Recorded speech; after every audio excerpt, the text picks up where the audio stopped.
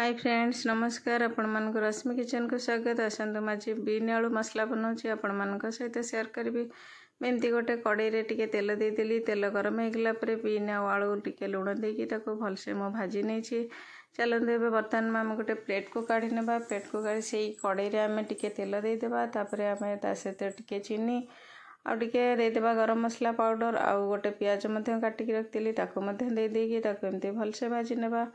ता संगे आम गोटे चमच देवा अदा रसुण पेस्ट से टिके भाजी गला धनिया पाउडर लंका पाउडर आउ हल्दी पाउडर देदेबा।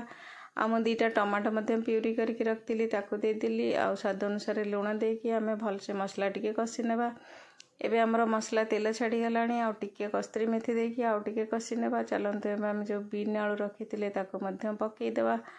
पकईकी भलसे टिके कषिदेला आम गोटे गिना पानी देदेबा आउ सिझापी 10 मिनिट आम कभर करके लो फ्लेम रे बसईदेबा।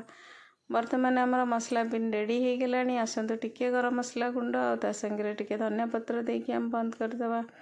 आ गरम गरम आम रुटी बा परोटा आ पूरी संगे खाइबा बहुत बढ़िया लगे। आपण मैंने थरे एमती बनईकी खातु आ देखु केते टेस्ट लगे। जदि आपण मानक मो रेसिपी भल लगुच ताले प्लीज लाइक शेयर सब्सक्राइब करदेबे। नमस्कार।